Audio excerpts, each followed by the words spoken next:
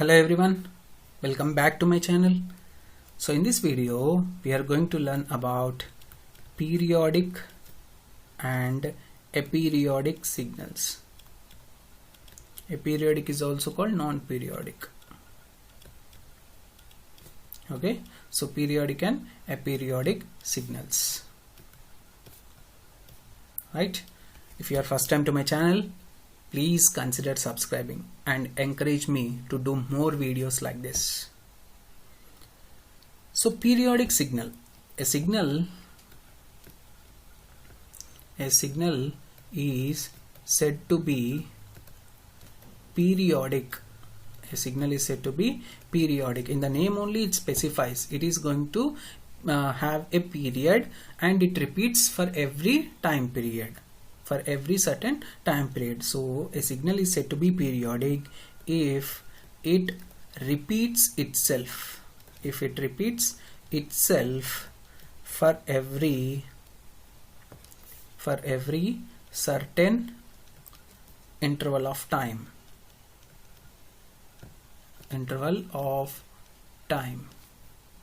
Okay, and this should extend from -infinity to infinity. Okay, so a signal is said to be periodic if it repeats itself for every certain interval of time. Okay, let it repeats for every interval of capital T.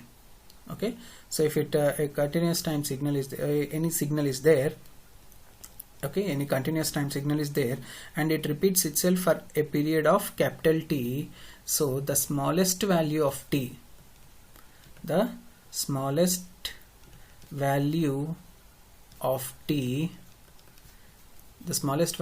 is called as its fundamental time period.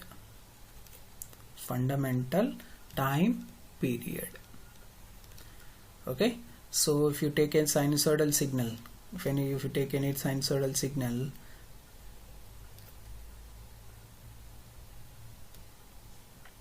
okay, like this, in the negative also, and so on. Okay, suppose if you take 0, 1, 2, 3, 4, here 5, so it repeats itself for every time interval. Okay, so this up to 2 it is same, and again it is repeating the same up to 4, and again it is repeating up to 6, and so on. Okay, suppose I will draw out one more half cycle. Right, so this is 6 and this is 7 and this is 8. Okay, so this pattern, now this signal is repeating for every 2 here, for every 2 seconds. Suppose if you take on the timeline, it is in seconds, T in seconds, so it is repeating itself for every 2 seconds. So if you observe here clearly, if you take even up to 4, and from 4 to 8, it is also similar to periodic signal, yes or no? So up to here and from here to here. Okay, so this is also looking like a periodic signal, but we cannot say the time period is 4 seconds. That is what I have told you, the smallest value of T which satisfies the periodic property of the given signal is called as fundamental time period. Okay, so the smallest value here is 2 only, so it repeats it for 2 also. So 2 is also the option which you have, so it repeats for every 2 seconds also. Okay, so T is equal to 2, but in this case T is equal to 4. So for this signal, for this particular sinusoidal signal, time period T is going to be 2 seconds only, but not 4 seconds, and it repeats, you will get 8 seconds or 16 seconds also, it will be time period only. But the smallest value of T, that is why this word is very important, the smallest value of T which satisfies the periodic property is called as fundamental time period. Okay, now we understand this word is very important. Okay, so mathematically representing it, or mathematically any periodic signal can be represented by x of t is equal to x of t plus t. Okay, so for all t, right? Any signal which does not have periodic property is going to be a periodic signal. So no periodicity, no fundamental time, no periodic signal means no fundamental time period. Okay, so no fundamental time period, then that type of signal is said to be a periodic signal. Okay, that type of signal is said to be a periodic signal. Okay, so that is the difference between periodic and aperiodic signals. Okay, so now we'll see some of the very important points regarding periodic and aperiodic signals. Let me divide this slide into two parts, one for continuous time signals, the other is for discrete time signals. Okay, so I will tell you the concepts in both type of signals parallelly, right? So in continuous time signal, a signal is said to be periodic if it obeys the condition x of t plus t for all t. Similarly, in the case of a discrete time signal, it is obeyed if it satisfies the condition x of n is equal to x of n plus n for all n. Okay, so here n is called as fundamental time period.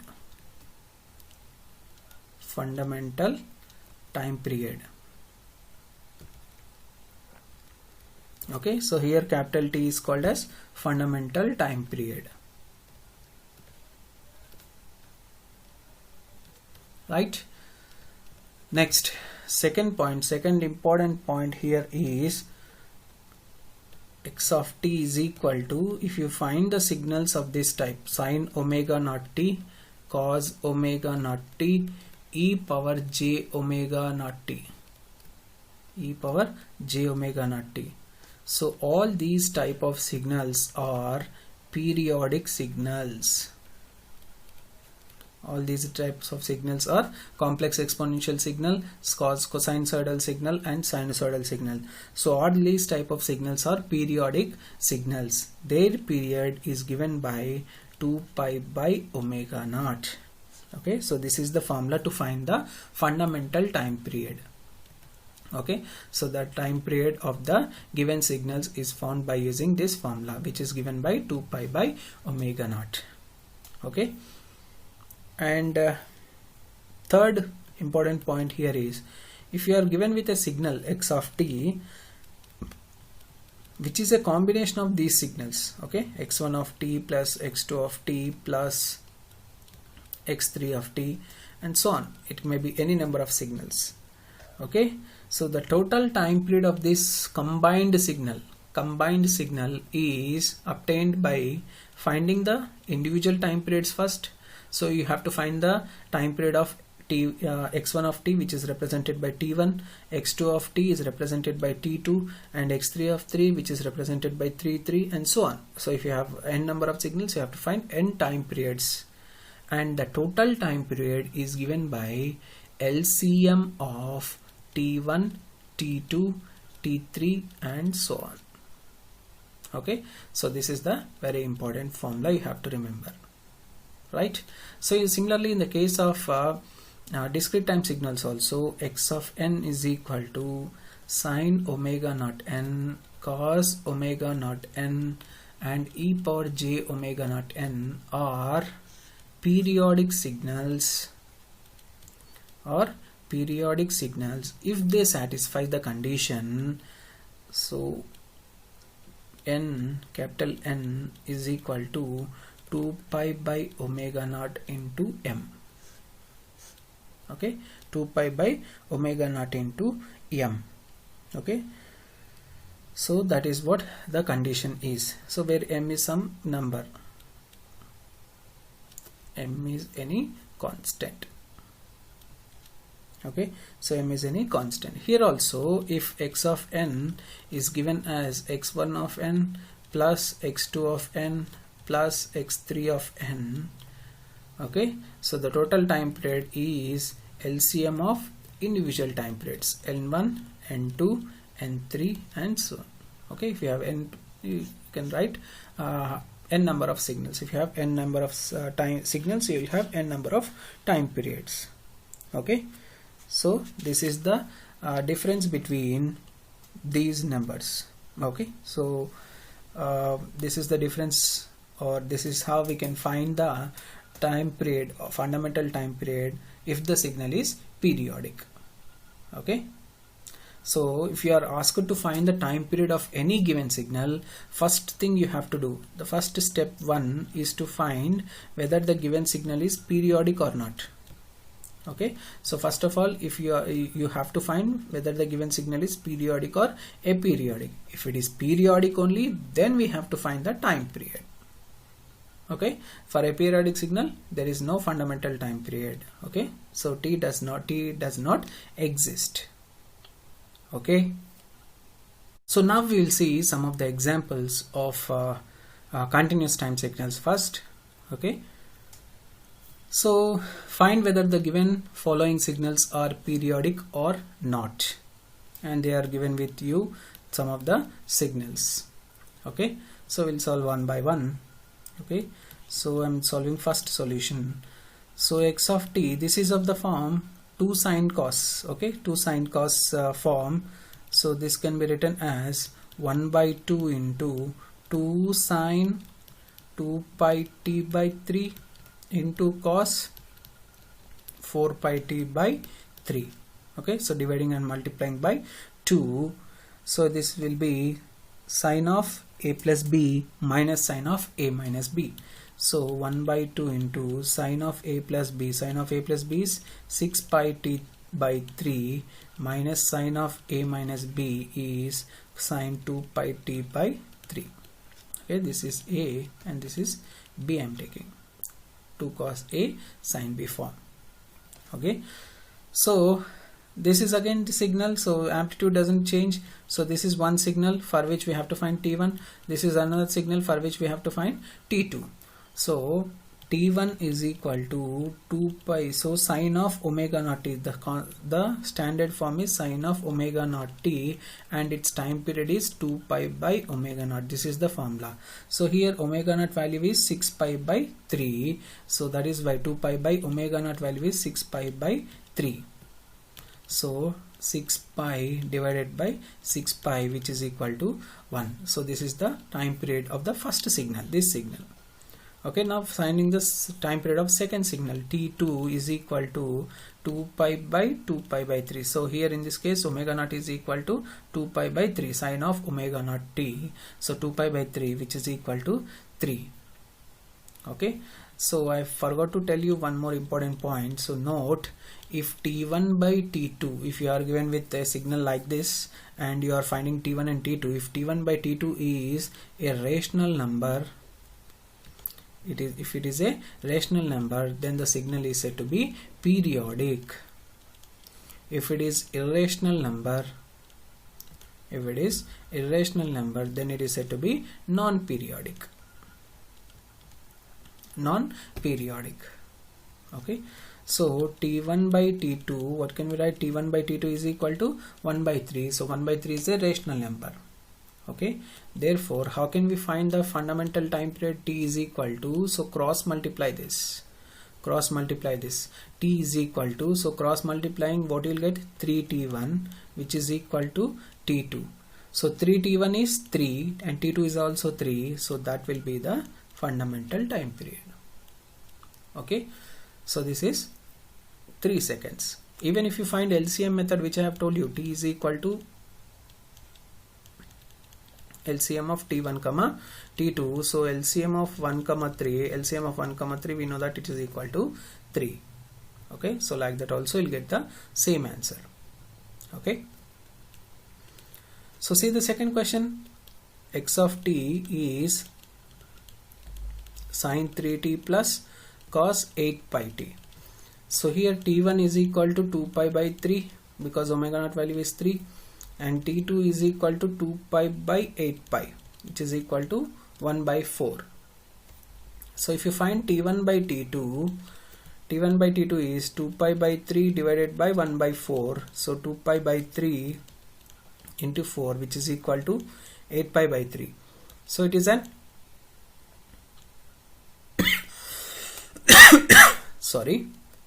it is an irrational number. So it is an irrational number, so it is a aperiodic signal. Okay, so irrational number means pi value repeats itself, 22/7 repeats itself continuously. Okay, so it does not give you any particular repetition pattern will not be there. So 1/3, so in this case we have got it as 1/3. 1/3 is 0.3333 and so on. 0.3 bar we can write. Okay, such type of representation is called as rational number, and such type of representation is not possible if you have pi. Okay, so this is not possible in 8pi/3, so it is an irrational number. So that is why it is aperiodic signal. Okay, so third example, if you take x of t is equal to j into e power j10 t, sorry, I have written wrongly, so j10t, so it is periodic signal only. So this is just an amplitude does not change any time period of the signal. Okay, right, so amplitude depends only on fundamental frequency is omega naught. Okay, so standard form is e power j omega naught t. If e power j omega naught t is there, time period is 2pi/omega naught. So in the place of omega naught we have 10 now, so t is equal to 2pi/10, which is equal to pi/5 seconds. Okay, now see the fourth question. X of t is equal to cos phi t into u of t. Okay, since it is cos c, omega naught is 5, so t is equal to 2pi/5 seconds.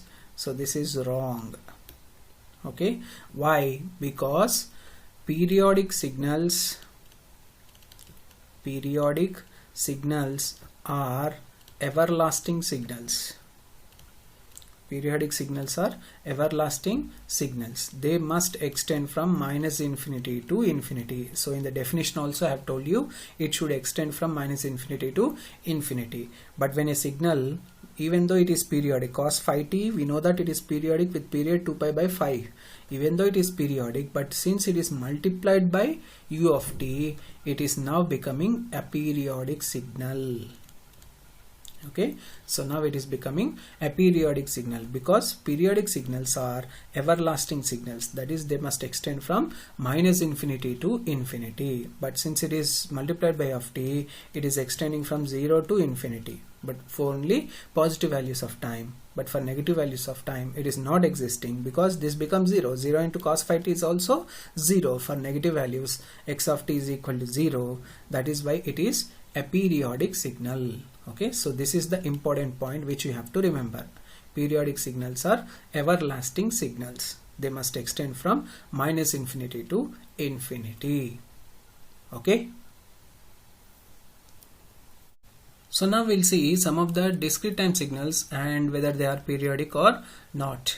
Okay, so these are the signals which are given for you, and you have to find whether the given signals are periodic or not. So for the first problem, there are the combination of 3 signals. Okay, so in third signal we are given with phase also, but remember, time period does not depend on any phase also. It depends only on fundamental frequency. Okay, so when omega naught sine omega naught n is the standard form, and n is given by 2pi/omega naught into m. 2pi/omega naught into m. For the smallest value of m, that will become the fundamental time period, where m is some constant which you have to take. Okay, now let's solve this. So n1, that is the time period of this signal. So this first signal, time period of the first signal n1 is given by 2pi/omega naught sine cos omega naught. Omega naught value is 2pi/4, so pi/4 into m. So it is 8m. Okay, 8m. So for least value is m.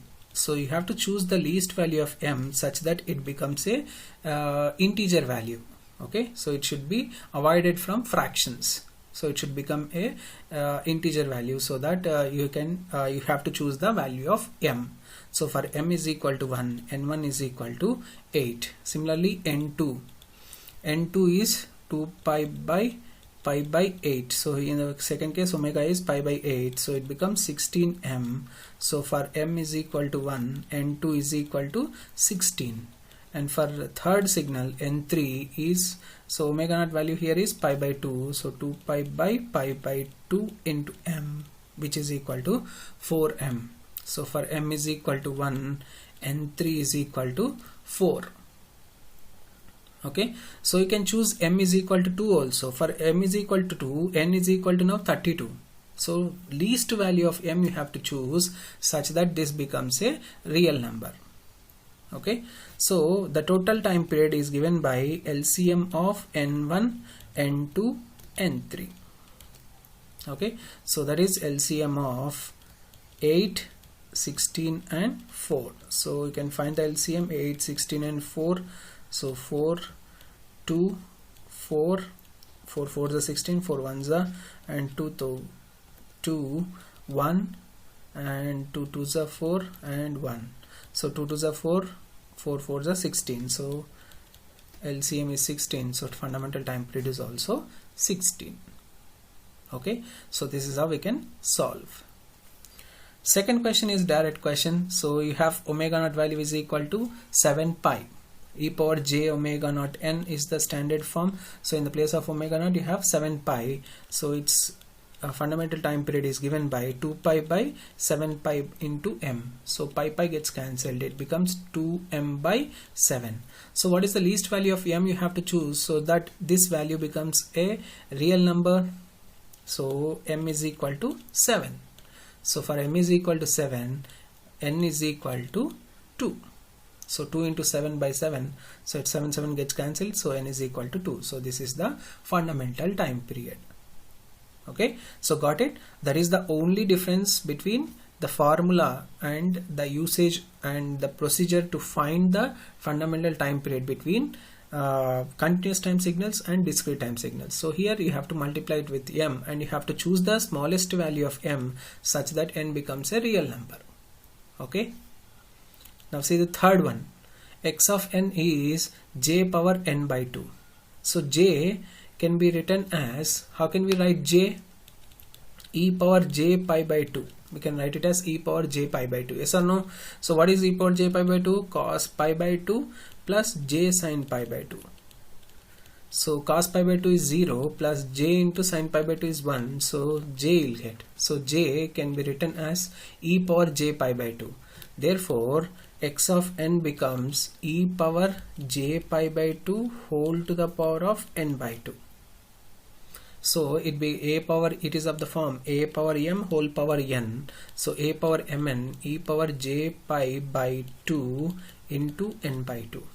So it become a power j n pi by 4. Again same form, e power j omega naught n. So in the place of omega naught we have pi by 4. Therefore its corresponding time period for the third problem, its corresponding time period is given by 2 pi by 4 into m. So it is 8m. So for m is equal to 1, n is equal to 8. That's all. Okay, so this is how we can solve for the third problem. Only thing is we have to write j as e power j pi by 2. So this idea you should get. Okay, right. Next, fourth question, D. Minus 1 whole power n. So minus 1 can be written as e power j pi. E power j pi. So x of n becomes e power j pi whole power n. A power m whole power n. So it is a power j pi n. J omega naught n. So omega naught is equal to pi. Therefore n is equal to 2 pi by pi into m. So it becomes 2m. So for m is equal to 1, n is equal to 2. This is the fundamental time period of the given signal. Okay, very simple. So you have to choose the value of the smallest value of m so that it becomes a real number. Okay, so in this place if you observe here for the second question, you can also choose m is equal to 14. So when you choose m is equal to 14, then what will it become? So 2 into 14 by 7, so it will be 4. N is equal to 4. Okay, smallest value of n which satisfies the equation is called fundamental time period. So smallest value of m only you have to choose. Okay, right. See the next question, E. Question E is given as x of n is equal to u of n plus u of minus n. So when you draw u of n, what will be u of n? So it will be from 0 to infinity. 1, its value is going to be 1. Okay, and if you draw u of minus n tends from 0 to minus infinity. So at a 0 there is amplitude of 1 due to this and amplitude of 1 due to u of minus n also. So at 0 the amplitude becomes 2. At 0 amplitude becomes 2 and remaining all it will be 1 only. So if you observe here, it is not periodic. So at n is equal to 0 it is not periodic because the amplitude is changing. Yes or no? So amplitude is changing and its value does not repeat itself. Okay, so it does not repeat itself, therefore it is not periodic signal. Okay, because its amplitude changing, its amplitude is changing at n is equal to 0, that's why it is not periodic. Suppose take example of the last question. So x of n is equal to u of n plus u of n minus n minus 1. So minus n minus 1 starts from minus 1, right? Minus n minus 1 starts from minus 1. So minus 1, minus 2, minus 3 and so on up to infinity. And u of n starts from 0. So 0, 1, 2 and so on up to infinity. So if you see here, everywhere the amplitude is same. That means there is no there is no discontinuity. That is why it is a periodic signal. Okay, so that is why this is a periodic signal and this is a periodic signal. Okay, and this is again periodic signal which we have got, for which the time period is 2. Okay, this is again a periodic signal for which the time period we have got is 8. This is a periodic signal and this is also a periodic signal. Okay, so this is how we can find periodicity in discrete time signals also. Okay.